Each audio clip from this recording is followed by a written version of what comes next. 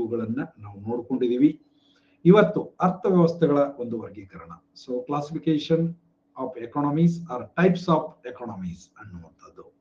So ಈ types of economies, ಅರ್ಥವ್ಯವಸ್ಥೆಗಳು ಮತ್ತು ಅವುಗಳ ಪ್ರಕಾರಗಳು ಅನ್ನೋದನ್ನ ತಿಳ್ಕೋಬೇಕಾದ್ರೆ ನಾವು ಮೊದಲು ಅರ್ಥವ್ಯವಸ್ಥೆ ಅಂದ್ರೆ ಏನು ಅಂತ ಸ್ವಲ್ಪದರಲ್ಲಿ ನೋಡಿ, ಆನಂತರ ಅರ್ಥವ್ಯವಸ್ಥೆಯ ವಿವಿಧ ಪ್ರಕಾರಗಳನ್ನ ನೋಡ್ತಾ ಹೋಗಬಹುದು. ವೆರಿ ಗುಡ್ ಈವ್ನಿಂಗ್ ಅಪ್ಪುಜಿ, ಬರ್ರಿ ಮಂಜು, ವೆಲ್ಕಮ್. ಸೊ ಮೊದಲಿಗೆ ಆರ್ಥಿಕ ವ್ಯವಸ್ಥೆ ಅಥವಾ ಅರ್ಥವ್ಯವಸ್ಥೆ ಎಂದರೇನು ಅನ್ನುವಂಥದ್ದು ನಮ್ಗೆ ಗೊತ್ತಿರಬೇಕು. What is an economy? So we know economics is a field of study which studies about economic behavior of human being ಅಂತ ನಾವು ನೋಡಿದೀವಿ, ಅಥವಾ economic activities of human being ಅಂತ. And where these economic activities takes place, where the economic activities of human being takes place, so they take place in an economy. It is that simple. ಅರ್ಥಶಾಸ್ತ್ರವು ಮಾನವನ ಆರ್ಥಿಕ ಚಟುವಟಿಕೆಗಳನ್ನ ಅಧ್ಯಯನ ಮಾಡುವ ಶಾಸ್ತ್ರ ಅಂತ ನಾವು ತುಂಬಾ ಸರಳ ವ್ಯಾಖ್ಯೆಯನ್ನ ಕೊಡೋದಾದ್ರೆ, ಹಾಗಿದ್ರೆ ಈ ಮನುಷ್ಯನ ಆರ್ಥಿಕ ಚಟುವಟಿಕೆಗಳು ಎಲ್ಲಿ ನಡೀತಾವೆ ಅಂತಂದ್ರೆ ಒಂದು ಅರ್ಥ ವ್ಯವಸ್ಥೆಯಲ್ಲಿ ನಡೀತಾವೆ. ಹಾಗಿದ್ದರೆ ಎಲ್ಲಿ ಆರ್ಥಿಕ ಚಟುವಟಿಕೆಗಳು ನಡೆಯುತ್ತವೆಯೋ ಅದನ್ನ ನಾವು ಅರ್ಥವ್ಯವಸ್ಥೆ ಅಂತ ತುಂಬಾ ಸರಳವಾಗಿ ಹೇಳಬಹುದು. ಹಾಗಿದ್ರೆ ಇಲ್ಲಿ ಅರ್ಥ ವ್ಯವಸ್ಥೆ ಒಳಗ ಆರ್ಥಿಕ ಚಟುವಟಿಕೆಗಳು ಯಾವುದನ್ನ ಆಧರಿಸಿ ನಡೀತಾವೆ, ಅದರ ಆಧಾರದ ಮೇಲೆ ನಾವು ಅರ್ಥವ್ಯವಸ್ಥೆಗಳನ್ನ ವಿಂಗಡಿಸುವಂತದನ್ನ ಮಾಡ್ತಿದ್ದೀವಿ. ನೋಡ್ರಿ ಇಲ್ಲಿ. ಸೊ ಆರ್ಥಿಕ ವ್ಯವಸ್ಥೆ ಅನ್ನುವಂಥದ್ದು ಸಮಾಜಗಳು ಅಥವಾ ಸರ್ಕಾರಗಳು ಭೌಗೋಳಿಕ ಪ್ರದೇಶ ಅಥವಾ ದೇಶದಾದ್ಯಂತ ಲಭ್ಯವಿರುವ ಸಂಪನ್ಮೂಲಗಳು, ಸೇವೆಗಳು ಮತ್ತು ಸರಕುಗಳನ್ನು ಸಂಘಟಿಸುವ ಮತ್ತು ವಿತರಿಸುವ ಒಂದು ಸಾಧನ. ಅರ್ಥವ್ಯವಸ್ಥೆ ಅಂದ್ರೆ ಇದು. ಅರ್ಥವ್ಯವಸ್ಥೆ ಒಳಗ ಏನಾಗ್ತದ, ಒಂದು ಭೌಗೋಳಿಕ ಪ್ರದೇಶ ಅಥವಾ ಒಂದು ದೇಶ. ಅದಕ್ಕಾಗಿ ನಾನು ಹೇಳಿದ್ದೀನಿ ನಿಮಗೆ, ಅರ್ಥಶಾಸ್ತ್ರ ಅನ್ನುವಂಥದ್ದು ಜಗತ್ತಿಗೆ ಒಂದೇ ಇದ್ರೆ ಜಗತ್ತಿನಲ್ಲಿ ಎಷ್ಟು ದೇಶಗಳಿವೆಯೋ ಅಷ್ಟು ಅರ್ಥವ್ಯವಸ್ಥೆಗಳಿವೆ. ಅಷ್ಟೇ ಏಕೆ, ಒಂದು ದೇಶದೊಳಗಿನೇ ಪ್ರತಿ ಘಟಕದದ್ದು ಒಂದು ಅದರದೇ ಆದಂತಹ ಅರ್ಥವ್ಯವಸ್ಥೆ ಅಂತ ಇರ್ತದೆ.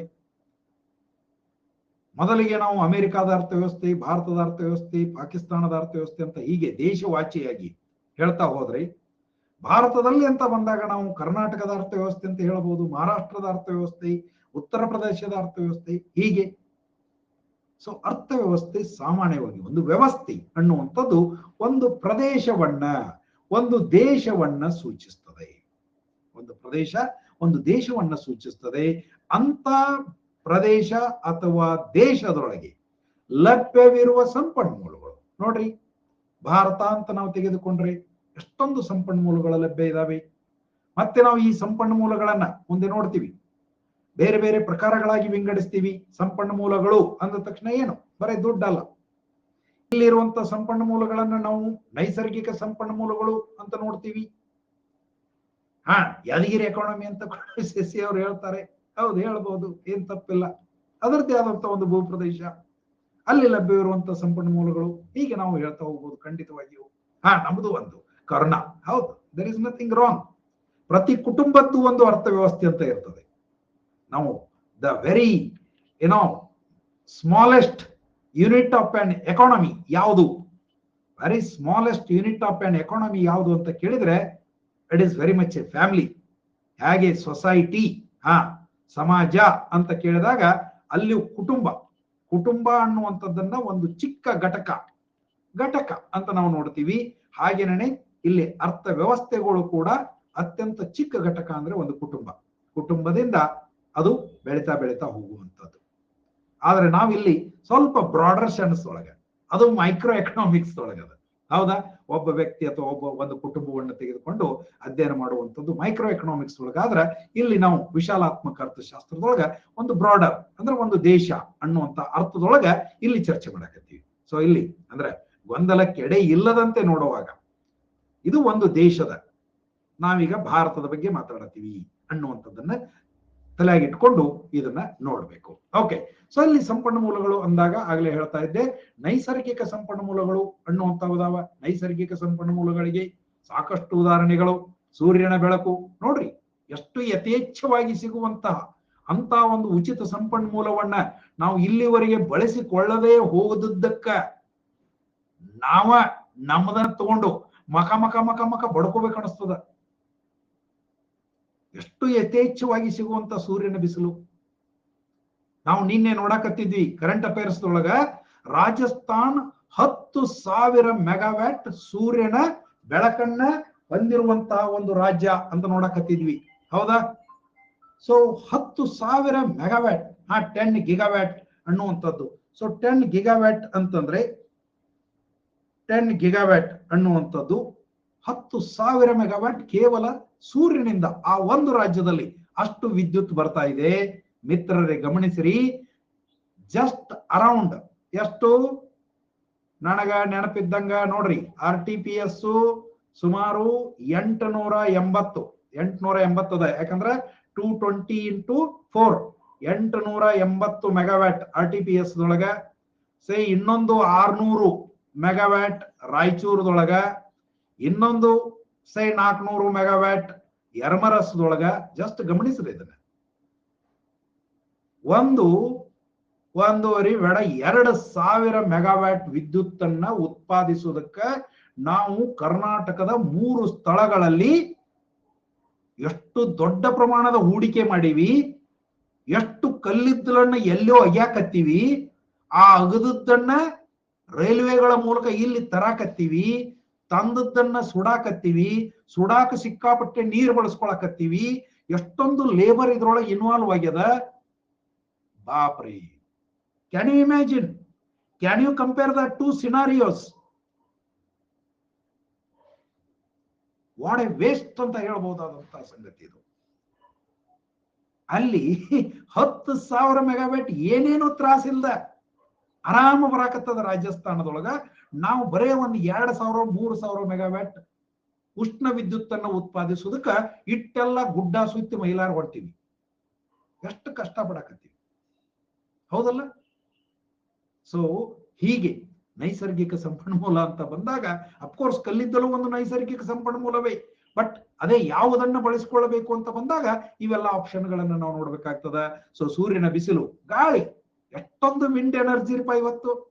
ಕರ್ನಾಟಕದೊಳಗಂತೂ ಯಾವ ಪ್ರದೇಶಕ್ಕೆ ಹೋದ್ರು ಎತ್ತರನು ಕಂಬ ಕಾಣಿಸ್ತಾವ, ಅಲ್ಲಿ ತಿರುಗುವಂತ ಪಂಖಗಳು ಕಾಣಕತ್ತಾವ, ಗಾಳಿ ಯಂತ್ರಗಳು ಕಾಣಕತ್ತಾವ.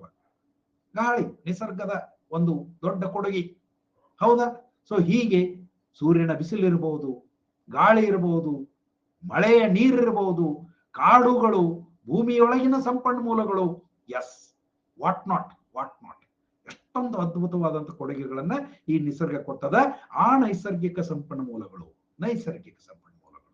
ದೆನ್ ವಿ ಆಲ್ ಪೀಪಲ್, ಮಾನವ ಸಂಪನ್ಮೂಲ. ಅಂತದೊಂದು ಇಂಥದ್ದೊಂದು ಇಲ್ಲಿ ಎಲ್ಲಾ ನಮೂನಿ ಅದಾವ.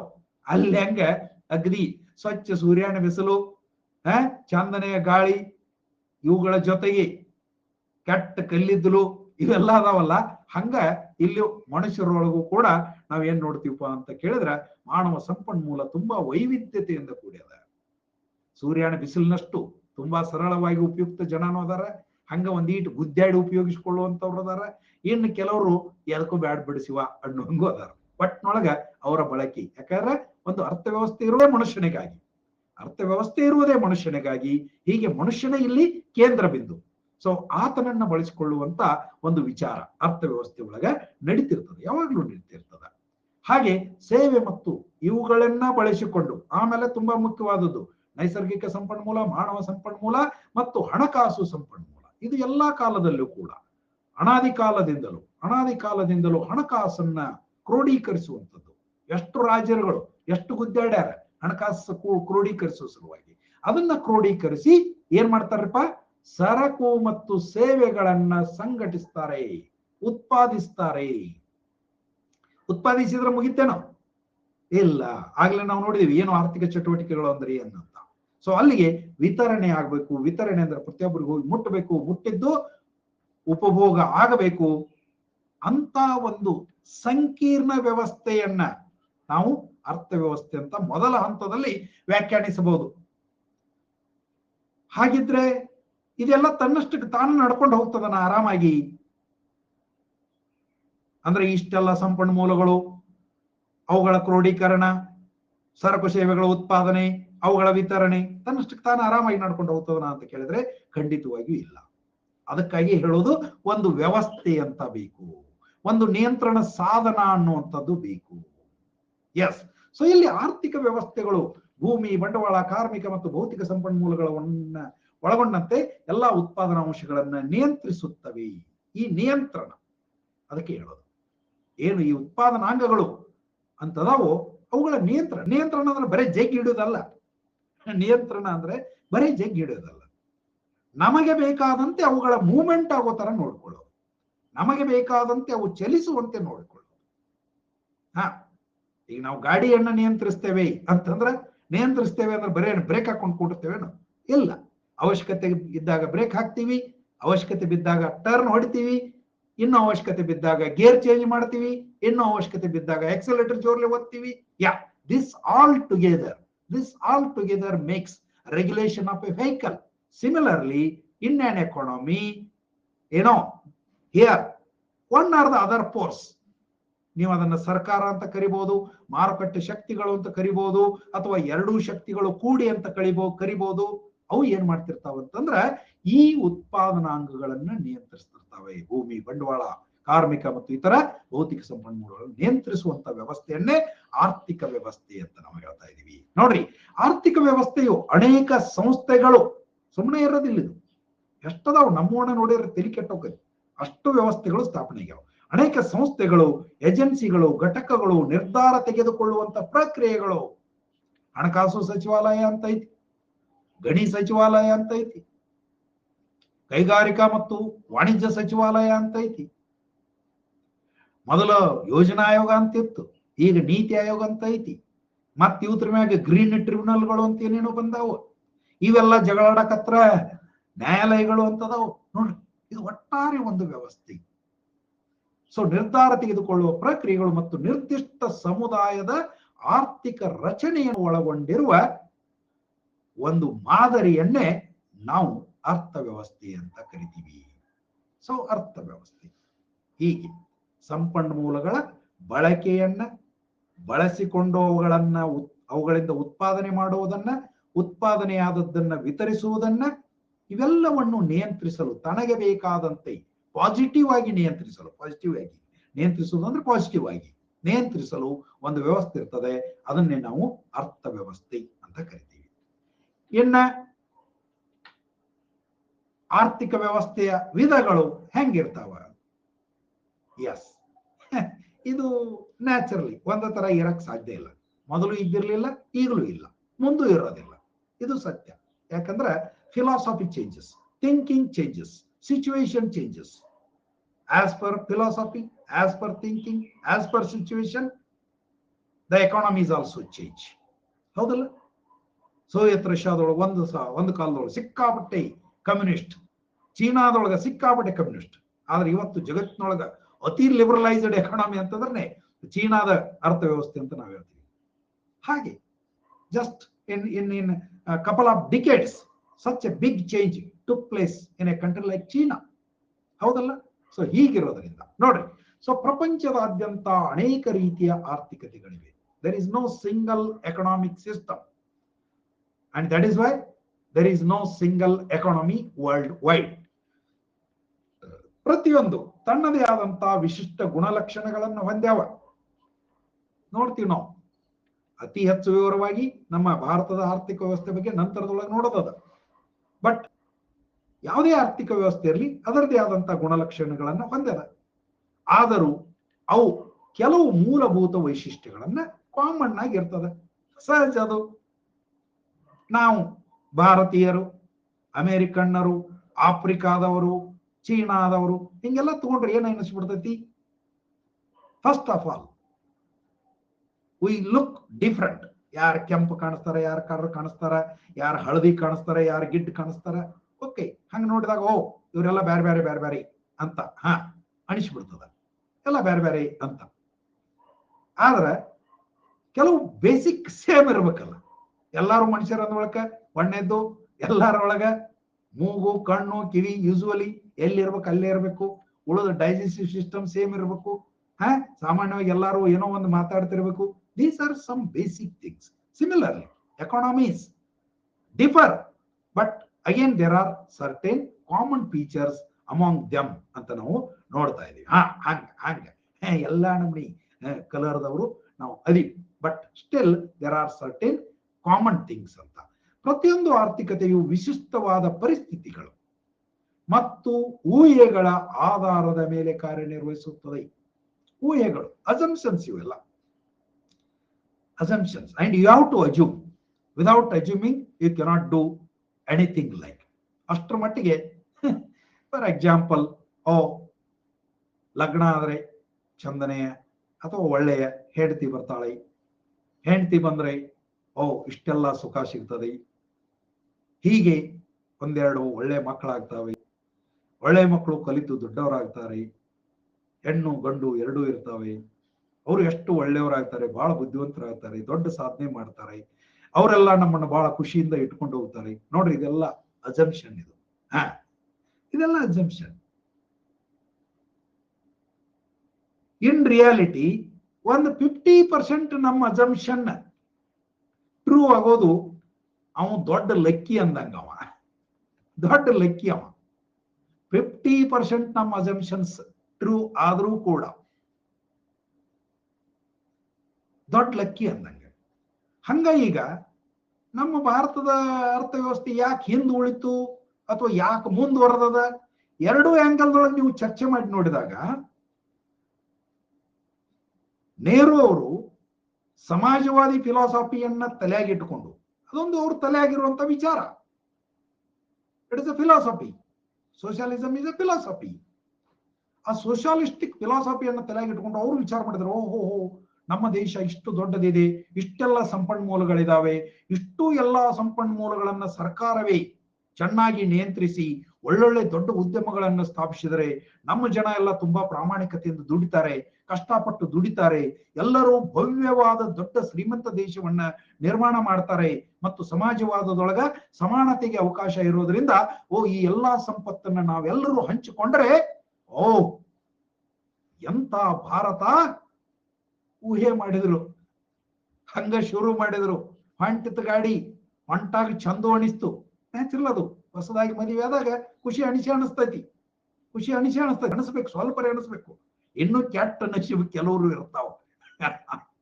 ಮದುವೆ ಆದ ದಿವಸ ಆಕ್ಸಿಡೆಂಟ್ ಆಕಾವ್. ಆಕ್ಸಿಡೆಂಟ್ ಐ ಮೀನ್ ಇದು ಗುದ್ದಾಟಗಳು ಚಾಲು ಆಕಾವ್. ಅವ್ರದ್ದು ದೊಡ್ಡ ಅನಾಹುತಕತೆ ಅದು. ಹೌದಾ? At least couple of days, couple of months, couple of years ಹಿಂಗ. ಆದ್ರೆ ಇಲ್ಲಿ ನೆಹರು ಅಂದುಕೊಂಡಂತೆ ನಮ್ಮ ಅರ್ಥವ್ಯವಸ್ಥೆ ನಡೀಲಿಲ್ಲ. ನಂತರ ಅವರ ಮಗಳು ಇಂದಿರಾ ಗಾಂಧಿ ಬಂದ್ರು, ಅವರು ಅಂದುಕೊಂಡಂತೆ ನಮ್ಮ ಅರ್ಥವ್ಯವಸ್ಥೆ ಬೆಳೀಲಿಲ್ಲ. ರಾಜೀವ್ ಗಾಂಧಿ ಬಂದ್ರು, ಅವಾಗ್ಲೂ ಕೂಡ ಅವರು ಅಂದುಕೊಂಡಂತೆ ಅರ್ಥವ್ಯವಸ್ಥೆ ನಡೀಲಿಲ್ಲ. ಸಾಕಷ್ಟು ದೋಷಗಳಾದವು. ಹಂಗಂತಂದು ಅವರು ಮಾಡಿದ್ದು ಟೋಟಲ್ ಫೇಲ್ಯೂರ್ ಏನು? Is it total failure? No. ಅದಕ್ಕೆ ಹೇಳಾಕತ್ತದ ನಾನು. It is assumption.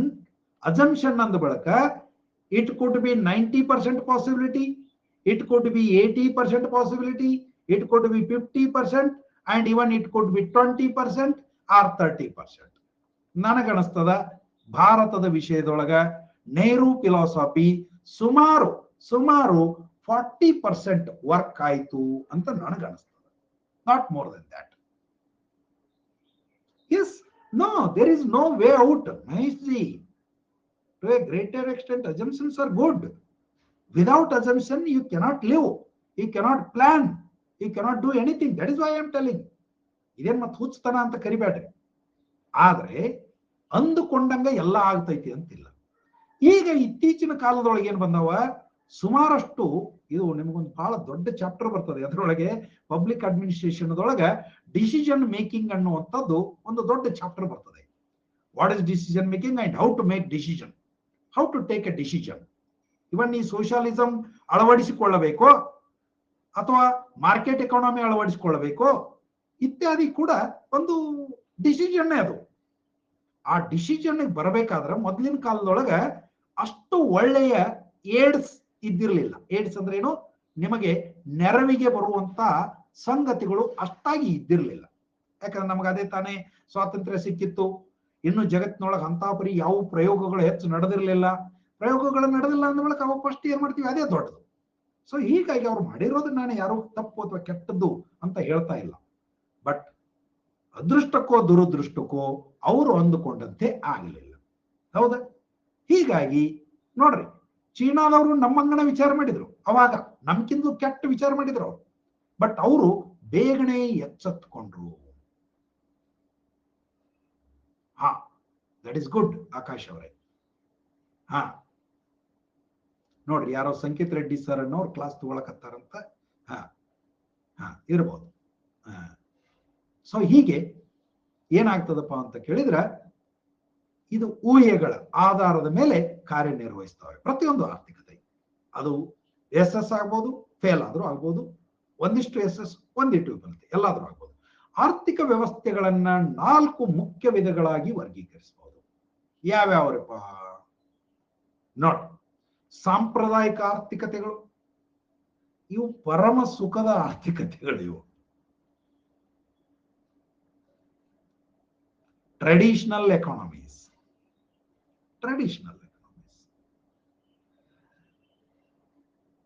There is not much planning in it. There is not much interference of government in it. There is not much industrialization. There is not much exploitation of resources. In a very cool manner. ಇರುವಂತದ್ದು. ಯಮ ಅಂತ ಎಪ್ಪೋ ಯಮ ಏನ್ ಯಮ ಗಾಡಿ ಹೇಳತ್ತೀರಪ್ಪ ಮತ್ ನೀನ bike ಹೇಳಾಕತ್ತೀಯ? ನನ್ನ ಕೇಳಿದ್ರ ಅಲ್ಲ, ಈಗ ಫ್ಯಾಷನ್ ಆಗ್ಯದ. ನನ್ನ ಮಗನು ಅದರದ ಹುಚ್ಚ ಹಚ್ಕೊಂಡಾನ. ಹೌದಾ? ಆದ್ರ ಅದರಷ್ಟು ಹೊಲಸು ಗಾಡಿ ಯಾವ್ದಲ್ಲ ನನ್ನ ಪ್ರಕಾರ. ಅದೇ RX-100 ಏನದು, ಕೆಟ್ಟ ಬುರ್ರತ ಹೊಲಸು ಹೊಗಿ ಬಿಟ್ಕೋತು, ಹಸಿ ಎಣ್ಣೆ ಸುಟ್ಕೋತ ಹೋಗ್ತೈತಿ ಅದ ಗಾಡಿ. ಹೌದಲ್ಲ? ಹಸಿ ಎಣ್ಣೆ ಹೊರಗೆ ಬರ್ತಿರ್ತೈತಿ ಹಂಗ. ಅದ ಪೆಟ್ರೋಲ್ ಮೂಗಿನ್ಯಾಗ ಹಾಕೊಂಡು ಏನೋ ಅನ್ನೋ ಒಂದು ವಾಸ ಬರ್ತೈತಿ ಅದ್ರದ್ದು. ಇರ್ಲಿ ಬಿಡ್ರಿ. ಓಕೆ, ಕೊಡದ್ರಿ ಅಂತ ಅಪ್ಪ ದೇವ್ರ. ಸಾಂಪ್ರದಾಯಿಕ ಆರ್ಥಿಕತೆಗಳು ಒಳ್ಳೆಯದು. ಮುಂದೆ ಇನ್ನೂ ಒಂದಿಷ್ಟು ವಿವರಗಳನ್ನ ನೋಡೋಣ ಅವ್ರದ್ದು. ಕಮಾಂಡ್ ಆರ್ಥಿಕತೆಗಳು. ಕಮಾಂಡ್ ಅಂತಂದ್ರೆ ಏನ್ರಪ್ಪ? ಅದೇ ಹೈಯೆಸ್ಟ್ ಎಮಿಷನ್ ಬೈಕ್ ಅದು ನನ್ನ ಪ್ರಕಾರ. ಕಮಾಂಡ್ ಆರ್ಥಿಕತೆಗಳು ನಥಿಂಗ್ ಬಟ್ ಕಮ್ಯುನಿಸ್ಟ್ ಆರ್ಥಿಕತೆಗಳು. ಸರ್ಕಾರದ ಪೂರ್ಣ ನಿಯಂತ್ರಣ ಇರುವಂತಹ ಕಮಾಂಡ್ ಎಕಾನಮೀಸ್ ಅಂತ. ಹಗ್ಗಕಿನ ಹೊಂಡಾ 7G. ಯಪ್ಪ, ನಮಗ ನಡ್ಕೊಂಡ್ ಅಡ್ಡಾಡಕ ಇನ್ನ ಗಟ್ಟಿ ಅಂತ ಚಪ್ಪಲ್ಲ ಸಿಗುವಲ್ವು. ಇನ್ನ ಅಂತದ್ರೊಳಗ ನೀವು ಅದನ್ನ ಕೊಡಸ್ರಿ ಇದನ್ನ ಕೊಡಸ್ರಿ. ತಿಂಬುದು ಏನ್ರಿ ಅವನ ಕಿವಿಗೆ ಬಿದ್ರ ಮುಗಿತ್. ಅದೇನ್ ಹೇಳ್ತಾರಲ್ಲ, ಹಾಕೊಂಡು ತಿನ್ನೋ ಕೋಳಿ ಕಾಲು ಮುರಿತಂತ. ಸೊ ಹಂಗ ಹಾಕೊಂಡು ತಿನ್ನೋ ಕೋಳಿ ಕಾಲು ಮುರಿದಂಗ ಆಕೈತ್ರಿಪ್ಪ ಯಪ್ಪ. ದೇವ್ರ ಇಚ್ಛಾ ಇದ್ದಾಗ ಅವನಿಗೆ ಯಾವಾಗ ಇರ್ತೈತೋ ಅಲ್ಲ ಇವಣ. ಏನ್ ಮಾಡ್ತಿಪ್ಪ? ಹಂಗ ತಿಳ್ದಂಗ ಇರೋದಿಲ್ಪ ಮಹೇಶಪ್ಪ. ನೀನ ಅಕ್ಕನ ಬಂಗಾರದಾಗೂ ಕತ್ತರಿಸ್ತಿಪ್ಪ ನೀನ. ಹಿಂಗಾಗಿ ನಿಮ್ದು ಏನೈತಿ ನಡಿತೈತಿ. ಹೌದಲ್ಲ? ನಾವು ಹಂಗಿಲ್ರಿಪ್ಪ, ಸಣ್ಣ ಮಾಸ್ತರ್ಗಳು. ನಾವು ಸಣ್ಣ ಮಾಸ್ತರ್ಗಳು. ಹೌದಲ್ಲ? ಮತ್ತೆ ನೋಡ್ರಿ. ಹೌದು. ಆಯ್ತು ನೋಡೋಣ. ಎಲ್ಲದಕ್ಕೂ ಕಾಲಲ್ರಿ. ಇರ್ಲಿ. ಸೊ ಕಮಾಂಡ್ ಎಕಾನಮೀಸ್ ಅನ್ನುವಂಥವು ಕೆಲವದವ. Command economies.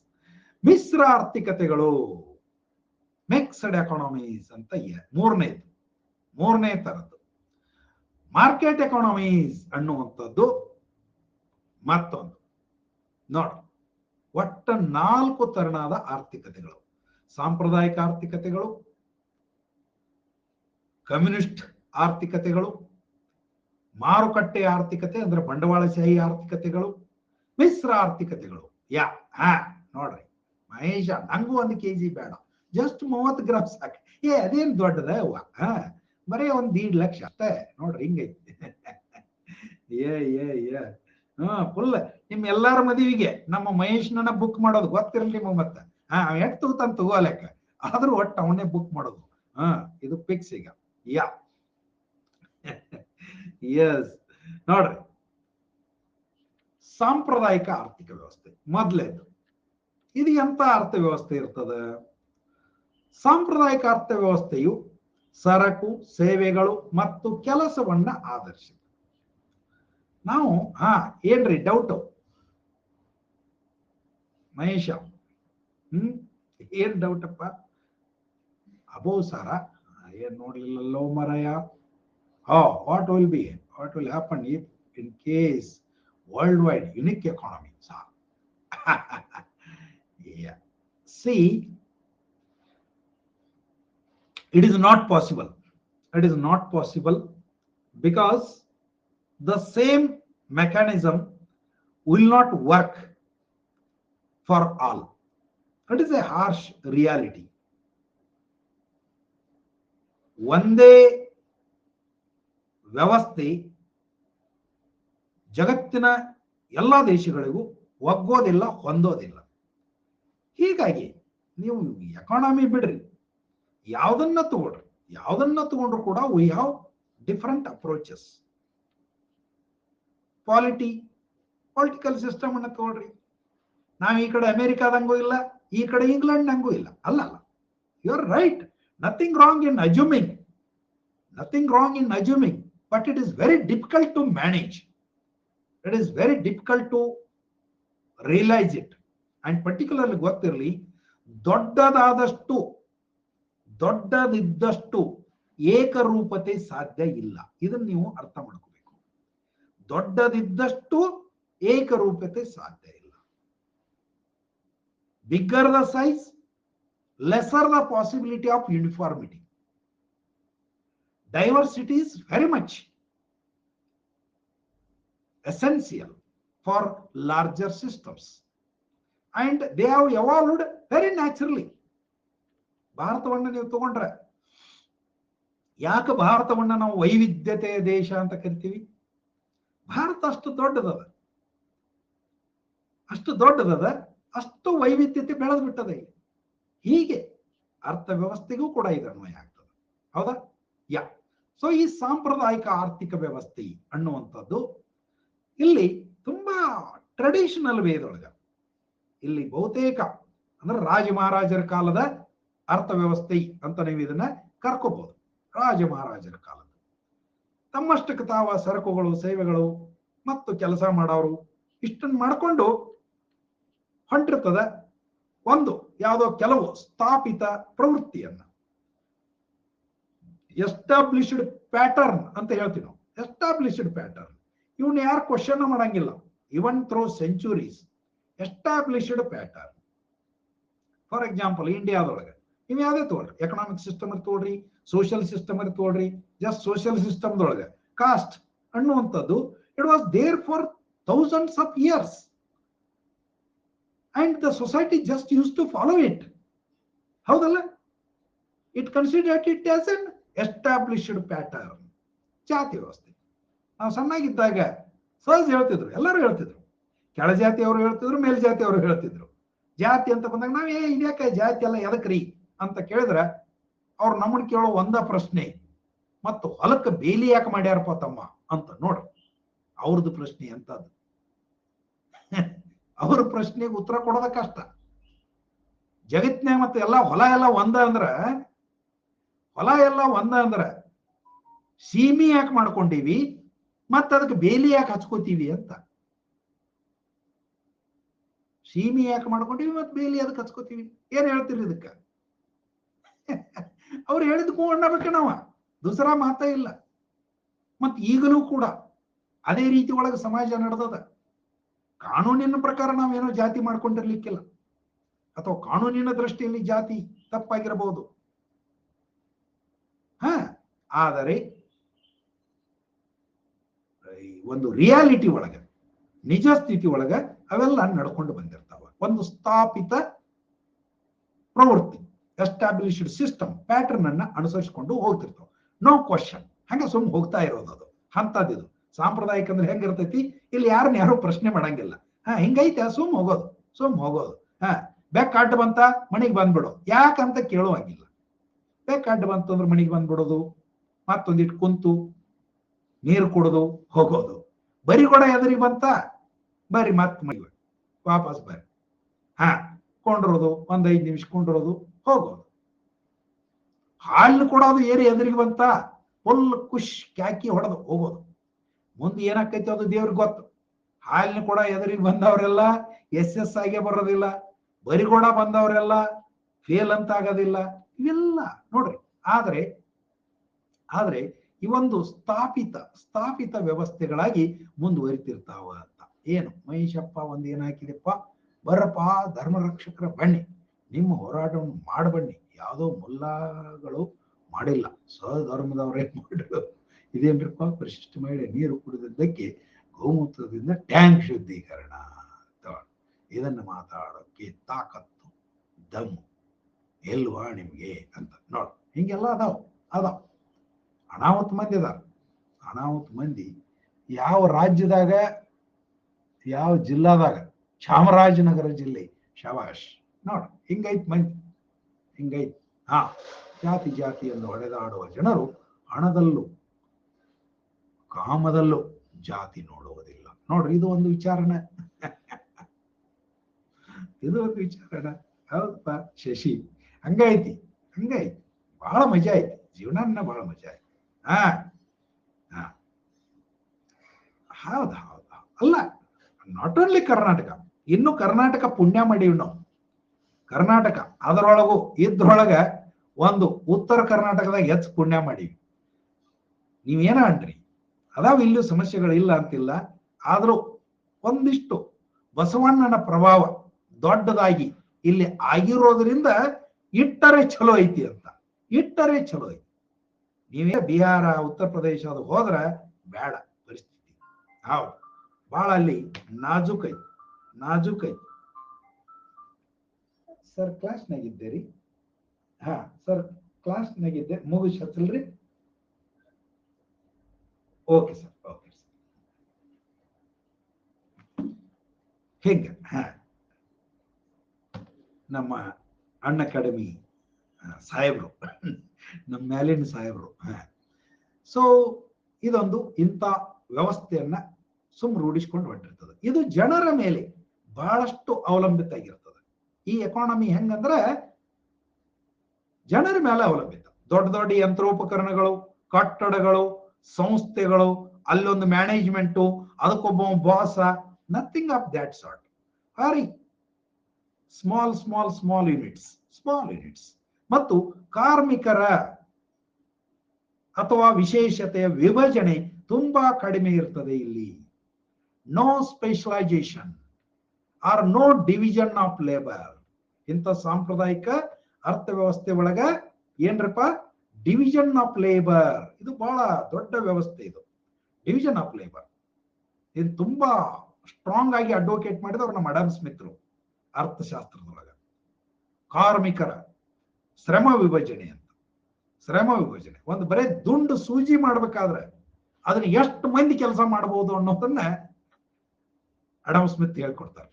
So division of labour ಹಂಗ ಮಾಡೋದ್ರಿಂದ ಈಗ ಬಹಳಷ್ಟು ವ್ಯವಸ್ಥೆಗಳು ಬಂದ. ಜೋಕಾಗಿ ಹೇಳ್ತಿರ್ತಾರೆ apart, but it is the reality. ಮೊದಲು ಡಾಕ್ಟರ್ ಅಂದ್ರೆ ಒಬ್ಬ ಡಾಕ್ಟರ್. ಅವನು ತಲೆ ನೂಸಿದ್ರು ಅವನೇ ಡಾಕ್ಟ್ರು, ಕಾಲು ನೂಸಿದ್ರು ಅವನೇ ಡಾಕ್ಟ್ರು, ಬೆನ್ನು ನೂಸಿದ್ರು ಅವನೇ, ಹಲ್ಲು ನೂಸಿದ್ರು ಅವನೇ, ಹೊಟ್ಟೆ ನೂಸಿದ್ರು ಅವನೇ, ಏನು ನೂಸಿದ್ರು ಅವನೇ ಡಾಕ್ಟರ್. ಒಬ್ಬನೇ doctor for all purposes. Today ಹೇಳ್ತಾರಲ್ಲ, ತುಂಬಾ ಎಕ್ಸ್ಟ್ರೀಮ್ ಕೇಸಸ್. ಕಣ್ಣಿಗೊಬ್ಬ ಬೇರೆ, ಕಿವಿಗೊಬ್ಬ ಬೇರೆ, ಮೂಗ್ಗೊಬ್ಬ ಬೇರೆ, ಹಲ್ಲಿಗೊಬ್ಬ ಬೇರೆ, ಎಲಿಬಿಗೊಬ್ಬ ಬೇರೆ, ಬೆನ್ನು ಹುರಿಗೊಬ್ಬ ಬೇರೆ, ನರಗಳಿಗೊಬ್ಬ ಬೇರೆ, ಬ್ರೇನಿಗೊಬ್ಬ ಬೇರೆ. ಅಷ್ಟ ಯಾಕ, ಬಲಗಣ್ಣಿಗೊಬ್ಬ ಬೇರೆ, ಎಡಗಣ್ಣಿಗೊಬ್ಬ ಬೇರೆ. So this is today's specialised world. But traditional economy ಒಳಗ ಇಂಥ ಸ್ಪೆಷಲೈಸೇಷನ್ ಇರೋದಿಲ್ಲ. ಮೂಲಭೂತವಾಗಿ ಸಾಂಪ್ರದಾಯಿಕ ಆರ್ಥಿಕತೆಯು ಅತ್ಯಂತ ಸರಳ ಮತ್ತು ಆರಂಭಿಕ ಮತ್ತು ಅತ್ಯಂತ ಪ್ರಾಚೀನವಾದಂತಹ ಒಂದು ವ್ಯವಸ್ಥೆ ಇದೆ. Yes, in a way you can say all the economies at one or the other point of time, all the economies were traditional economies. This is what you can say.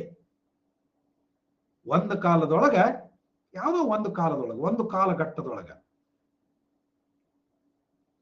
ಎಲ್ಲಾ ಅರ್ಥವ್ಯವಸ್ಥೆಗಳು ಸಾಂಪ್ರದಾಯಿಕ ಅರ್ಥವ್ಯವಸ್ಥೆಗಳು ಆಗಿದ್ದವು ಅಂತ. ಹೌದು, ನೆಗೆಟಿವ್ ವೈದ್ಯರು. ಹೌದು, ಪ್ರಪಂಚದ ಕೆಲವು ಭಾಗಗಳು ಇನ್ನೂ ಸಾಂಪ್ರದಾಯಿಕ ಆರ್ಥಿಕ ವ್ಯವಸ್ಥೆಯೊಂದಿಗೆ ಕಾರ್ಯನಿರ್ವಹಿಸ್ತಾ ಇದಾವೆ. ಹೌದು, ಹೋಗ್ರಿ ನೀವು ಆಫ್ರಿಕಾಕ್ಕದು, ಹಾಗೆ ದಕ್ಷಿಣ ಅಮೆರಿಕಾ ಖಂಡದ ಕೆಲವು ಪ್ರದೇಶಗಳು, ಇವನ್ ಕೆರೆಬಿಯನ್ ದ್ವೀಪಗಳಲ್ಲಿ ಹಲವಾರು ಕಡೆ ನಾವೇನ್ ನೋಡ್ತೀವಿ ಅಂತಂದ್ರೆ ಈ ಸಾಂಪ್ರದಾಯಿಕ ಅರ್ಥವ್ಯವಸ್ಥೆ ಅಟ್ಲೀಸ್ಟ್ ಅದರ ಒಂದು 50% ಉಳಿಸ್ಕೊಂಡು ಹೊಂಟಿರ್ತಾರೆ. ಅದು ಯಾವುದೋ ಒಂದು ದೇಶ ಐತಿ ಅಲ್ರಪ್ಪ, ಸ್ವಾಜಿಲ್ಯಾಂಡ್ ಅಂತ ಕೇಳಿದೀರಾ? ಸ್ವಾಜಿಲ್ಯಾಂಡ್ ಅಂತ. ನೋಡ್ರಿ, ಅಲ್ಲಿ ಹೋಗಿ ನೀವು ಬೇಕಾದ್ರೆ ಕೇಳ್ರಿ, ಇದು ಎಂತ ಅರ್ಥವ್ಯವಸ್ಥೆ ರೀ ನಿಮ್ದೇನು? ಕ್ಯಾಪಿಟಲಿಸ್ಟ್ ಎಕಾನಮಿನ, ಮಿಕ್ಸ್ಡ್ ಎಕಾನಮಿನ, ಕಮ್ಯುನಿಸ್ಟ್ ಎಕಾನಮಿನ ಅಂತಂದ್ರ ವಾಟ್ ಇಸ್ ದಟ್ ಅಂತ ನಾವು, main is very much traditional economy. ಅಲ್ಲಿ ಒಬ್ಬ ರಾಜ, ಆ ಇಡೀ ದೇಶದ ಸಂಪತ್ತು ಆತಂದೆ, ಇಡೀ ದೇಶದ ಸಂಪತ್ತು ಆತಂದೆ, ಉಳಿದವ್ರಿಗೆ ಜಸ್ಟ್ ಅವನು ಶಾಂಪಲ್ ಉಪಯೋಗಿಸ್ಕೊಳ್ಳಕ್ ಕೊಟ್ಟಂಗೆ ಕೊಟ್ಟ ಇರ್ತಾನ. ನಾವು ದೇಶದೊಳಗಿನ ಹೆಣ್ಣು ಮಕ್ಕಳೆಲ್ಲ ಆತ ಮನಸ್ಸು ಮಾಡಿದರೆ ಲಗ್ನ ಆಗ್ಬೋದು. ದೇಶದ ಎಲ್ಲ ಹೆಣ್ಣು ಮಕ್ಕಳು ನಾವು ಮನಸ್ಸು ಮಾಡಿದ್ರೆ ಲಗ್ನ ಆಗ್ಬೋದು. ಯಾರ್ರೀ ಇವ್ರು ಕೊಡಂಗಿಲ್ರಿ? ನಡೆಯಂಗಿಲ್ಲ. ಅವ ಇಷ್ಟಪಡುವ ಯಾವ ಹೆಣ್ಣನ್ನಾದ್ರೂ ಇವತ್ತಿಗೂ ಕೂಡ, ಈಗ ನಾ ಹೇಳಕತ್ತದ 1000 ವರ್ಷದಿಂದ ಅಲ್ಲ ಇದು, ಅಥವಾ 500 ವರ್ಷದಿಂದ ಅಲ್ಲ, ಈಗಲೂ ಕೂಡ ಪ್ರೆಸೆಂಟ್. ಕೇಳಿಲ್ಲೇನು ಜಾಯ್? ಚೆಕ್ ಮಾಡಿ ನೋಡ್ರಿ. ಯಾಕೆ ಹೇಗೆ ಅಂದ್ರೆ ಅವನು ರಾಜ, ಆತನಿಗೆ ಕನಿಷ್ಠ ಒಂದು 100 ಜನ ಹೆಂಡಂದಿರಿದ್ದಾರೆ. ಈಗಲೂ ಕೂಡ ಕನಿಷ್ಠ ಒಂದು 100 ಜನ ಹೆಂಡಂದಿರು. ಮತ್ತದು ಆ ಆಯ್ಕೆ ಪ್ರಕ್ರಿಯೆಯೋ ಯಪ್ಪ ಬೇಡ, ನಾವು ಅಲ್ಲೇ ಹುಟ್ಟಬೇಕಿತ್ತೇನೋ ಅಂತ ಒಮ್ಮೆ ಅವನು ನೋಡಿದ್ರೆ ಅಟ್ ಅಸೂಯೆ ಆಕೈತಿ. ಅಂತ ಅದ್ಭುತವಾದಂತ ಒಂದು ವ್ಯವಸ್ಥೆ ಆಗ್ತದೆ. ಅಂದ್ರೆ ಯಾಕೆ ಇದನ್ನ ಹೇಳಾಕತ್ತೀನಿ ಅಂದ್ರೆ, ಇಂಥವನ್ನು ಅದಾವ, ಜಗತ್ತಿನ ಹಲವಾರು ಕಡೆ ಅದಾವ. ಆರ್ಥಿಕ ಚಟುವಟಿಕೆಗಳು ಪ್ರಧಾನವಾಗಿ ಯಾವ್ದ್ರ ಮ್ಯಾಗ ಅವಲಂಬಿತಿರ್ತಾವ? ಕೃಷಿ ಅಥವಾ ಇತರ ಸಾಂಪ್ರದಾಯಿಕ ಆದಾಯ ಉತ್ಪಾದಿಸುವ ಚಟುವಟಿಕೆಗಳನ್ನ ಹೊಂದಿರುವ ದ್ವಿತೀಯ ಜಗತ್ತಿನ ಅಥವಾ ತೃತೀಯ ಜಗತ್ತಿನ ರಾಷ್ಟ್ರಗಳು ಅಂತ ನಾವು ಕರಿತೀವಿ. ದ್ವಿತೀಯ ಜಗತ್ತಿನ ಅಥವಾ ತೃತೀಯ ಜಗತ್ತಿನ ರಾಷ್ಟ್ರಗಳಲ್ಲಿ ಇದು ಸಾಮಾನ್ಯವಾಗಿ ಗ್ರಾಮೀಣ ವ್ಯವಸ್ಥೆಗಳಲ್ಲಿ ಕಂಡು ಬರ್ತದೆ. ಸಾಂಪ್ರದಾಯಿಕ ಅರ್ಥವ್ಯವಸ್ಥೆ ಅನ್ನುವಂಥದ್ದು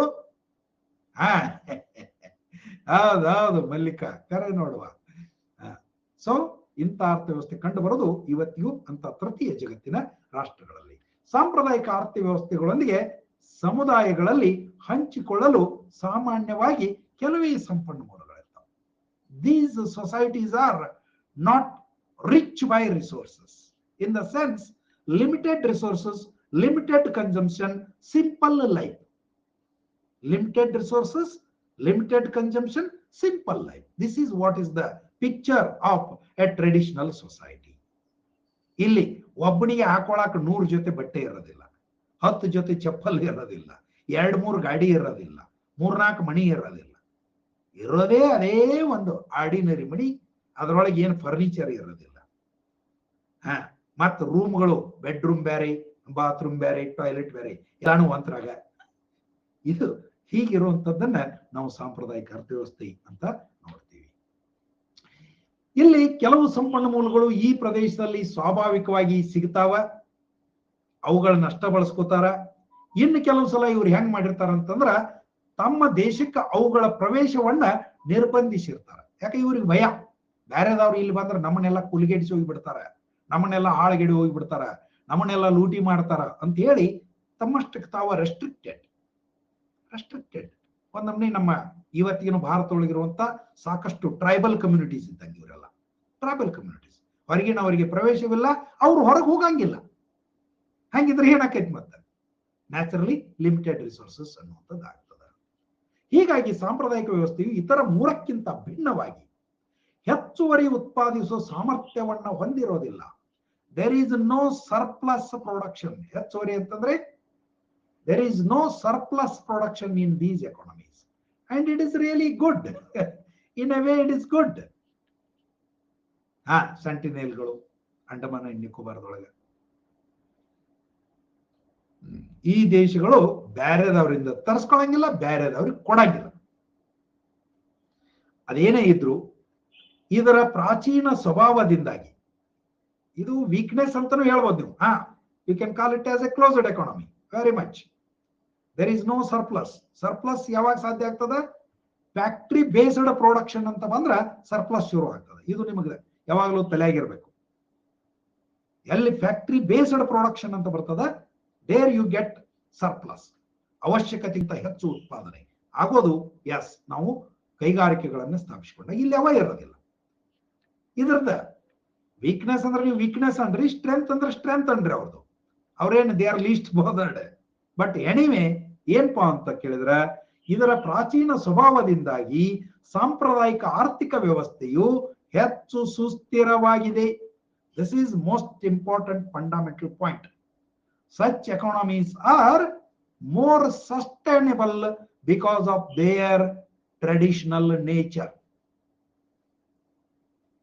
ಸಣ್ಣ ಉತ್ಪಾದನೆಯಿಂದಾಗಿ ಇತರ ಮೂರು ವ್ಯವಸ್ಥೆಗಳಿಗೆ ಹೋಲಿಸಿದರೆ ಇಲ್ಲಿ ವೇಸ್ಟೇಜ್, ಎಕ್ಸ್ಪ್ಲಾಯ್ಟೇಷನ್, ಅನ್ನೆಸೆಸರಿ ಅನ್ನೋದು ಏನೈತಲ್ಲ ಇದು ಬಹಳ ಕಡಿಮೆ ಇರ್ತದೆ. ಉಣ್ಣಾಕ ಎಷ್ಟು ಬೇಕೋ ಅಷ್ಟ ಅಡಿಗೆ ತಯಾರಾಗ್ತದೆ ಅವ್ರ ಮನ್ಯಾಗ. ಮುಸುರಿ ಡಬ್ಬಿಗೆ ಓದ್ ಹಾಕುವಷ್ಟು ಇರೋದಿಲ್ಲ. And actually this is really beautiful system. This is really beautiful system. But you have to live with that same old thatched rugged huts. ಅದಕ್ಕೆ ನಿಮ್ಮ ಮನಸ್ಸು ಸಿದ್ಧ ಆದ್ರೆ ಇಂಥದ್ದನ್ನ ಆರಿಸ್ಕೊಳ್ಬಹುದು. ಎನಿವೆ ನಾರ್ತ್ ಕೊರಿಯನ್ ಪೀಪಲ್ ಹೇಗೆ ಅಂತ ಮಲ್ಲಿಕಾ ಅದು ಬರ್ತದವ ಮುಂದೆ ನೋಡ್ತೀವಿ ಅದನ್ನ. ಜನ ಒಳ್ಳೆಯವರು, ಆದ್ರೆ ಅಲ್ಲಿಯ ಬುದ್ಧಿ ನಾಯಕ ಬುದ್ಧಿಗೇಡಿ ಅದ. ನೋಡ ಡಿಸ್ಅಡ್ವಾಂಟೇಜ್. ಸಿ ಪ್ರತಿ ಎಕಾನಮಿಗೂ ಅದು ಇರೋದನ್ನೇ ಮೈಸ್ತಿ. ಎಷ್ಟ ನೀವು ಅಡ್ವಾನ್ಸ್ಡ್ ಐತೆ ಅಂದ್ರೂ there are limitations, there are weaknesses, there are criticisms. No system is perfect. No system is perfect. And that is why we have such diverse systems. Command economic system. Command ಅಂತಂದ್ರೆ ಕೇಂದ್ರ ನಿಯಂತ್ರಣದ ಆರ್ಥಿಕ ವ್ಯವಸ್ಥೆ, ಸರ್ಕಾರದ ನಿಯಂತ್ರಣದ ಆರ್ಥಿಕ ವ್ಯವಸ್ಥೆ. ಇಲ್ಲಿ ಪ್ರಬಲವಾದಂತಹ ಒಂದು ಕೇಂದ್ರೀಕೃತ ಸರ್ಕಾರ ಅಧಿಕಾರ ಇರ್ತದೆ. ನಾವು ನೋಡಿದೀವಿ ಫಂಡಮೆಂಟಲ್ ಪ್ರಾಬ್ಲಮ್ಸ್ ಆಫ್ ಎಕನಾಮಿಕ್ಸ್ ಅನ್ನುವಂಥದ್ದನ್ನು ಸ್ಟಡಿ ಮಾಡುವಾಗ what to produce, how to produce, for whom to produce, ಇವೆಲ್ಲವೂ ಇಲ್ಲಿ ಸರ್ಕಾರದಿಂದಲೇ ನಿರ್ಧಾರ ಆಗ್ತಾವ. ಏನನ್ನ ಉತ್ಪಾದಿಸ್ಬೇಕು, ಹಟ್ಟಿ ಕೂಳಲಿಲ್ಲ ಅಂದ್ರೂ ಇವರು ಗನ್ ಉತ್ಪಾದಿಸಿದ್ರ. ಅಂಡ್ ದ ಬೆಸ್ಟ್ ಎಕ್ಸಾಂಪಲ್ ಮಲ್ಲಿಕಾ, the North Korea is still producing so many bombs, guns, etc., etc. Though the people in North Korea are living a very dismal life, very poor life. Their major food stuff is cabbage.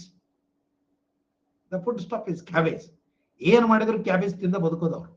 ಅಷ್ಟು ದೊಡ್ಡ ಪ್ರಮಾಣದೊಳಗೆ cabbage ಅಲ್ಲಿ ಬೆಳಿತಾರ ಮತ್ತ ಅದನ್ನ ತಿಂತಾವ್. ಯಾವ್ದಕ್ಕೆ ಕೇಳಿದ್ರು cabbage ಅಂತಾವ್. ಉಳಿದದ್ದು ಏನಿಲ್ಲ. Same land, same peninsula, Korean peninsula we call same Korean peninsula. ಅದೇ ಎಕಾನಮಿ ದಿಕ್ಕೆಟ್ಟು ಹೋಗ್ಯದ ಅಂತ ಅದನ್ನೇ ಹೇಳುದು ನಾನು. ಏನೇನು ಉರುಳಿಲ್ಲ ಅಲ್ಲಿ ಅಂತ. ತುಂಬಾ ದರಿದ್ರ ಸ್ಥಿತಿಯಲ್ಲಿ ಅವರದಾರ. ತುಂಬಾ ದರಿದ್ರ ಸ್ಥಿತಿ. ಇದು ಮ್ಯಾಗಿಂದು ನಾರ್ತ್ ಕೊರಿಯಾ, ಕೆಳಗಿಂದು ಸೌತ್ ಕೊರಿಯಾ. ನಾವು south Korea is one of the prominent economies in the world. prominent economies in the world, whereas North Korea is living a very, very poor life. Very, very poor life. ಬಹಳ ದುರದೃಷ್ಟ. But ಅಲ್ಲಿ ಏನ್ ಮಾಡಿಬಿಟ್ಟಿರ್ತಾರ, best friend, South Korea is best friend for USA, not North Korea. ಇಲ್ಲಿ ಸರ್ಕಾರ ಆರ್ಥಿಕ ರಚನೆಯ ಗಮನಾರ್ಹ ಭಾಗವನ್ನು ನಿಯಂತ್ರಿಸುತ್ತದೆ. ಕಮಾಂಡ್ ಎಕಾನಮಿ ಒಳಗ majority, almost everything with respect to economic activity, production, distribution, consumption, everything is decided by the government. And this is called planned economy as well. ಯೋಜಿತ ವ್ಯವಸ್ಥೆ ಅಂತ ನಾವು ಕರಿತೀವಿ ಇದನ್ನ. Planned economy. Yes, there are quite good number of people who sit together and plan for the people.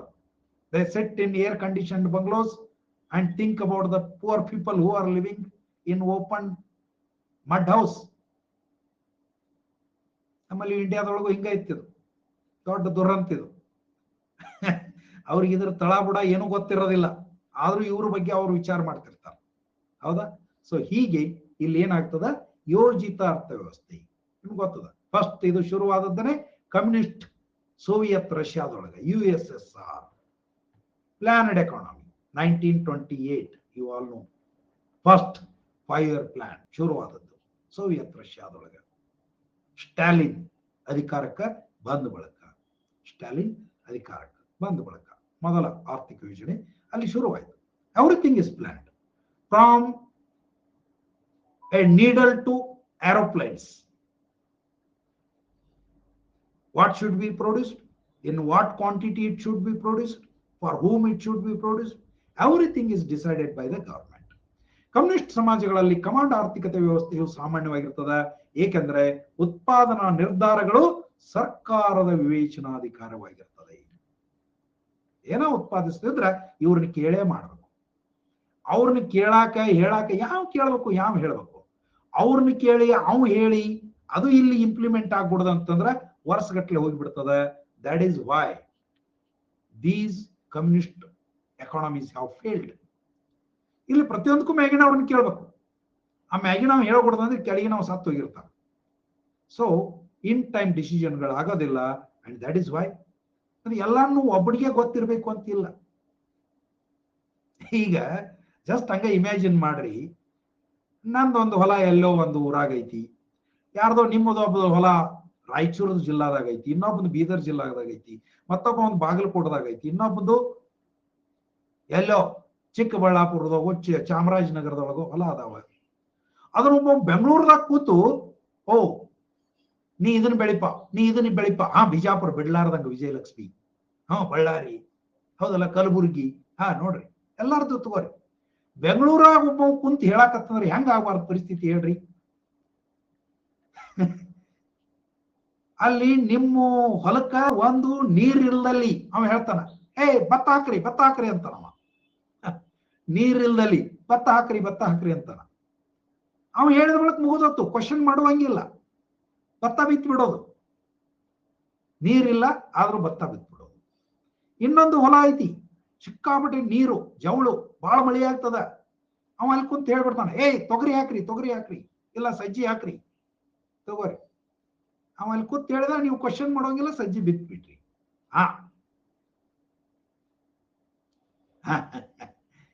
ಹಿಂಗ ಅವ ಎಲ್ಲೋ ಕುಂತ ಹೇಳಿದ್ರೆ ನಿಮ್ಮ ಹೊಲದ ಗ್ರೌಂಡ್ ರಿಯಾಲಿಟಿ ಅವನಿಗೆ ಏನ್ ಗೊತ್ತಾಗ್ಬೇಕ್ರಿ? ಗ್ರೌಂಡ್ ರಿಯಾಲಿಟಿ ಗೊತ್ತಾಗಲಾರ್ದ ಅವ್ರ ನಿರ್ದೇಶನಗಳನ್ನ ಕೊಡಾಕತ್ರು ಅಂತಂದ್ರ ಉಪಯೋಗ ಆಗ್ತದೇ ಇಲ್ಲ. ಸೊ ನಾವು ಒಂದ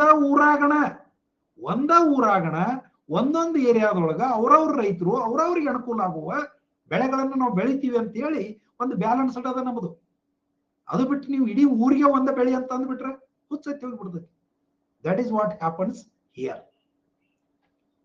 ಆರ್ಥಿಕತೆಯು ಅನೇಕ ಸಂಪನ್ಮೂಲಗಳಿಗೆ ಎಕ್ಸಸ್ ಅನ್ನ ಹೊಂದಿದ್ರ ಅದು ಕಮಾಂಡ್ ಎಕಾನಮಿ ಕಡೆ ವಾಲುವಂತ ಸಾಧ್ಯತೆ. ಇದೊಂದು ಸಾಧ್ಯತೆ ಅಷ್ಟ. ಸಂಪನ್ಮೂಲಗಳು ಬಹಳ ಇದ್ದಾಗ ಇದು ಒಂದು ದುಷ್ಟನ ಕನಸು. ಇದು ಕೂಡ ಇವೆಲ್ಲ ದುಷ್ಟರ ಕನಸುಗಳು. ಇದು ಕೂಡ ನಿಮ್ಗೆ ಗೊತ್ತಿರಲಿ. ದುಷ್ಟ್ರಿವ್ರು ನಿಮ್ಗೆ ಹೇಳಕತ್ತೀನಿ ನೋಡ್ರಿ. ನಾನು ಅವರು ತೋರಿಕೆಗೆ ನಿಮಗೆ ಏನೇ ಹೇಳಿದ್ರು ಕೂಡ ಅವರಲ್ಲಿ ಒಂದು ದುಷ್ಟತನ ಇರ್ತದ, ಒಂದು ದುರ್ಬುದ್ಧಿ ಇರ್ತದ. ಅವ್ರು ನಿಮಗ ದೊಡ್ಡ ಕನಸನ್ನ ಗೋಡೆ ಮ್ಯಾಗ ಸ್ಕ್ರೀನ್ ಬಿಟ್ಟು ತೋರಿಸ್ತಾರ. ಓ ನೀವೆಲ್ಲ ಹೀಗಾಗ್ತೀರಿ, ಹೀಗಾಗ್ತೀರಿ, ನನ್ನ ಮಾತು ಕೇಳ್ರಿ, ನಾನು ನಿಮ್ಮನ್ನ ಹಿಂಗ ಮಾಡ್ತೀನಿ, ಹಂಗ ಮಾಡ್ತೀನಿ. ಒಮ್ಮೆ ಹೂ ಅಂದ್ರಿ ಸಾತ್ರಿ. ಅವ ತನ್ನ ಸ್ವಾರ್ಥ ಇಟ್ಕೊಂಡು ತಾನು ಸರ್ವಾಧಿಕಾರಿಯಾಗಿ ತಾನು ಸುಖದ ಏನೋ ಸುಪ್ಪತ್ತಿಗೆ ಒಳಗ ಮೆರೆಯುವಂತ ಉದ್ದೇಶದಿಂದ ಜನರನ್ನ ಈ ತರನಾಗಿ ಮೋಡಿ ಮಾಡ್ತಾರ. ನೀವು ಯಾವ್ದು ಬೇಕಾ ತಗೋರಿ, ಇವತ್ತಿನ ಕೊರಿಯಾ ತಗೊಳ್ರಿ, ನಮ್ಮ ಕ್ಯೂಬಾ ತಗೊಳ್ರಿ, ಸೋವಿಯತ್ ರಷ್ಯಾನ ತಗೊಳ್ರಿ, ಯಾವುದೇ ಕಮ್ಯುನಿಸ್ಟ್ ದೇಶವನ್ನು ತೆಗೆದುಕೊಂಡ್ರು ಕೂಡ ಯಾವ ದೇಶದ ನಾಯಕನು ಕೂಡ ಅಲ್ಲಿಯ ಜನರಿಗೆ ನಿಜವಾಗಿಯೂ ಶಾಶ್ವತ ನ್ಯಾಯವನ್ನು ಒದಗಿಸಿದ, ಶಾಶ್ವತ ಸುಖವನ್ನು ನೀಡಿದ? No chance. ಎಲ್ಲೂ ಇಲ್ಲ, ಎಲ್ಲೂ ಸಾಧ್ಯ ಇಲ್ಲ. ಲಿಬಿಯಾ ಗಡ್ಡಾಫಿ ತಗೊಳ್ರಿ, ಹೆಂಗಿದ್ದವ ಲಿಬಿಯಾದ ಗಡ್ಡಾಫಿ? ಅವೆಲ್ಲ ಮಣ್ಣೆರ್ಚೋ ಕೆಲಸಗಳಿವು. ಏನದಾವಲ್ಲ, ಸೆಂಟ್ರಲೈಸ್ಡ್ ಎಕಾನಮಿ ಅನ್ನೋವು ಏನದಾವ, ಮಣ್ಣೆರ್ಚುವ ಕೆಲಸಗಳು. ಮೊಮ್ಮರ್ ಗಡ್ಡಾಫಿ. ಅಂತ ಸಂದರ್ಭದಲ್ಲಿ ಸರ್ಕಾರವು ಬಂದು ಸಂಪನ್ಮೂಲಗಳ ಮೇಲೆ ಹಿಡಿತವನ್ನು ಸಾಧಿಸ್ತದೆ. ಬಹಳ ಏನು ಇಂಟ್ರೆಸ್ಟಿಂಗ್ ಅಂಡ್ ಟ್ರಿಕ್ಕಿ ವಿಷಯ ಇದು. ಸೋವಿಯತ್ ರಷ್ಯಾದೊಳಗ the fundamental principle is that there is no private property. No private property in principle. But in due course of time, the government officers, particularly the people who were sitting in prominent positions, they owned huge property. They owned huge property. ಯಾವ ಕೇಳಾವಿಲ್ಲ ಹೇಳಾವಿಲ್ಲ, ಅದೆಲ್ಲ ಅವ್ರ ಹೆಸರಿಗೆ. ಯಾರು ಕೇಳವ್ರು ಯಾರು ಅವ್ರನ್ನ? Because they are sitting in such positions. The people at bottom, they cannot question. If they question, only one bullet is enough to finish him off. ಎಂತ ವ್ಯವಸ್ಥೆ. So ಹಿಂಗಾಗಿ ಏನಾಗಿಬಿಡ್ತದೆ, ಇಲ್ಲಿ ಆ ಸಂಪನ್ಮೂಲಗಳ ಮೇಲೆ ಹಿಡಿತ ಸಾಧಿಸೋದೇ ಈ ಕಮ್ಯುನಿಸ್ಟ್ ನಾಯಕರ ಉದ್ದೇಶ ಆಗಿರ್ತದೆ. ನೋಡಿ, ತಾತ್ವಿಕವಾಗಿ ಕೇಂದ್ರೀಕೃತ ನಿಯಂತ್ರಣವು ಚಿನ್ನ ಅಥವಾ ತೈಲದಂತ ಅಮೂಲ್ಯ ಸಂಪನ್ಮೂಲಗಳನ್ನು ಒಳಗೊಂಡಿದೆ. ಇವೆಲ್ಲ ದೊಡ್ಡ ದೊಡ್ಡ ಒಳ್ಳೆಯ ಸಂಪನ್ಮೂಲಗಳು ಯಾವ ದೇಶದೊಳಗಿರ್ತಾವೋ ಅಂತವುಗಳ ಮೇಲೆ ಇವರು ಏನ್ ಮಾಡಿರ್ತಾರ, ಕಣ್ಣು ಹಾಕಿರ್ತಾರ ಮತ್ತು ಅವುಗಳನ್ನ ಹಿಡಿತಕ್ಕೆ ತೆಗೆದುಕೊಳ್ತಾರ ಅಂತ.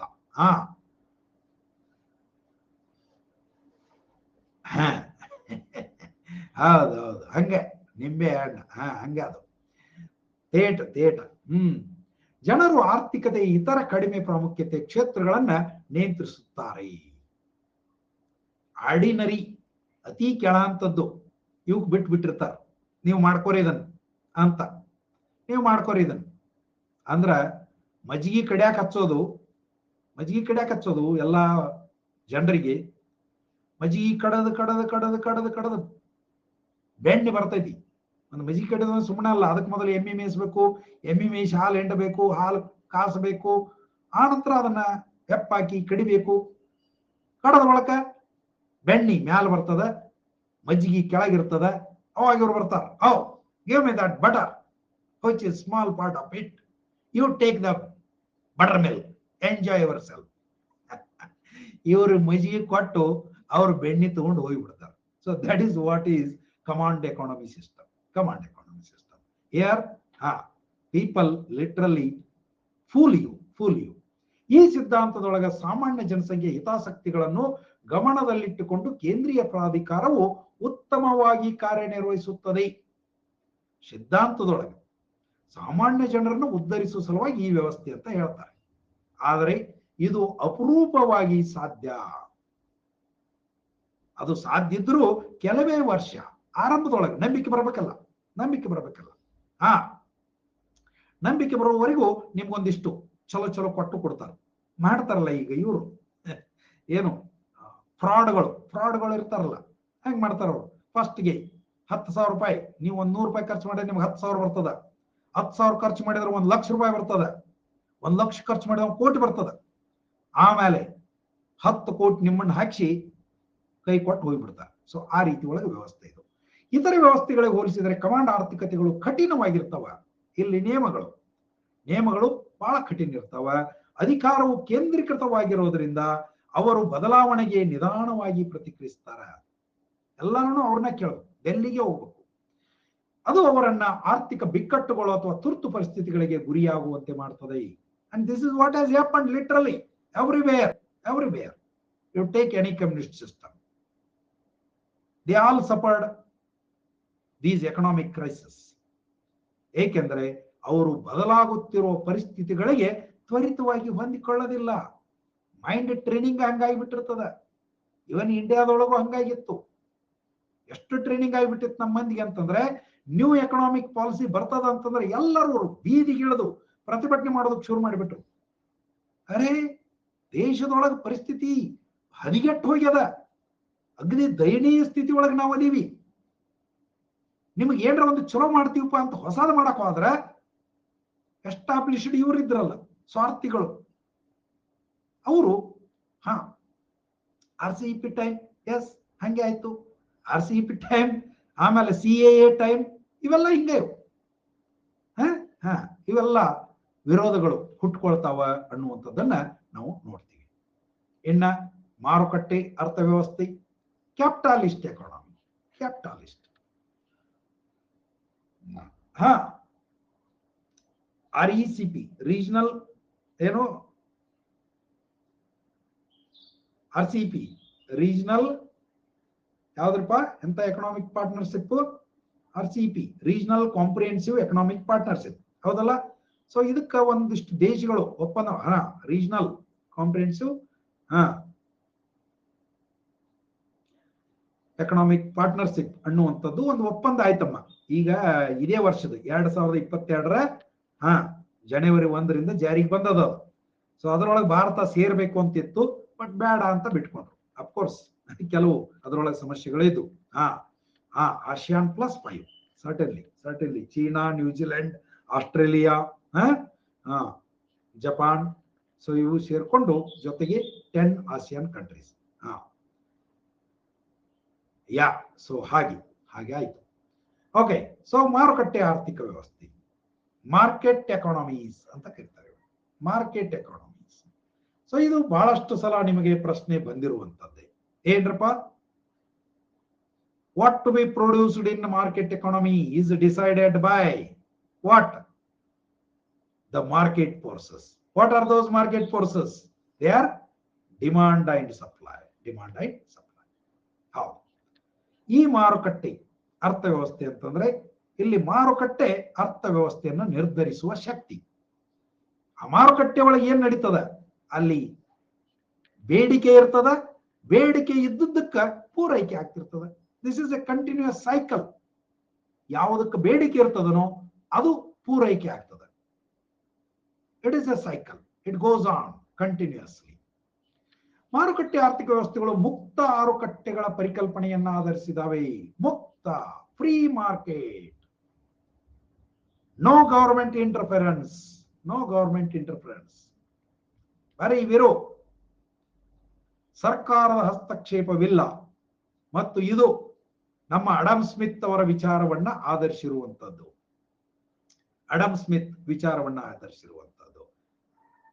ಬರೀ ಬಸಣ್ಣ, ರಮೇಶ್, ನಮಸ್ಕಾರಪ್ಪ, ಬರ್ ಬಸಣ್ಣ, ಆಗ್ಲೇ ನಿನ್ನೆಲ್ಲಾರು ನೆನಿಸಿ ನೀರಾಗ ಹಾಕಿ ಇಟ್ರು ನೋಡಪ್ಪ, ಏನ್ ಮಾಡ್ತಿ ನೀ? ನೋಡಿದ್ರೆ ಈಗ ಬರ್ತಿ. Okay, anyway, so no government interference. ಹುಡುಕಿ ಬಂದೆ ಕ್ಲಾಸಿಗೆ, that is good. So no government interference. ಇದನ್ನ ಅಡಮ್ ಸ್ಮಿತ್ ಏನಂತ ಕರೆದ? ಲೆಸ್ಸಸ್ ಫೇರ್ ಪಾಲಿಸಿ ಅಂತ ಕರೆದ. Laissez faire policy, laissez faire, free market ಅನ್ನುವಂಥದ್ದನ್ನ ಆತ ಲೆಸ್ಸಸ್ ಫೇರ್ ಪಾಲಿಸಿ ಅಂತ ಕರೆದ. ಜುಬಿಲಿ ಸರ್ಕಲ್ಗೆ ಬಂದ್ಯಾ? ಅಡ್ಡೆ ಇಲ್ಲ.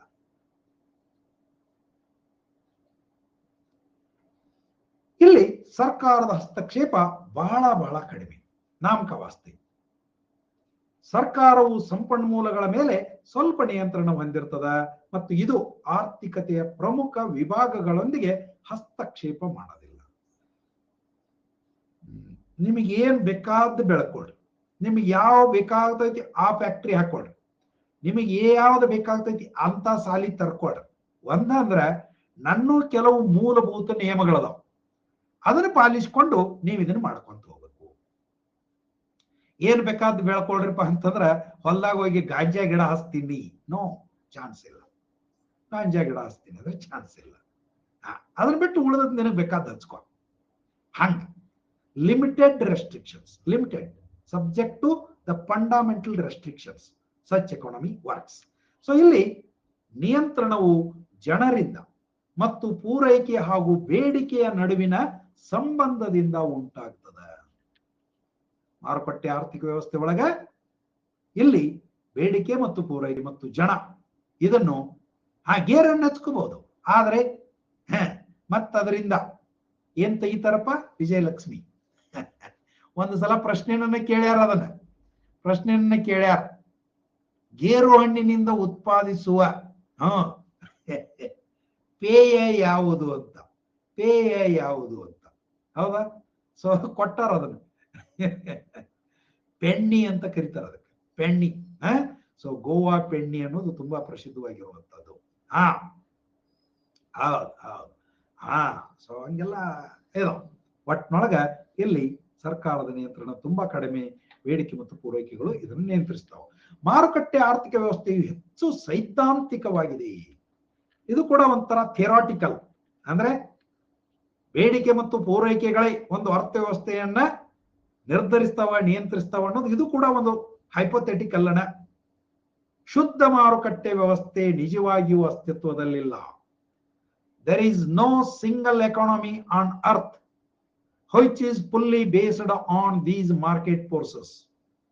It means there is no single economy where there is no government control, where there is no government interference.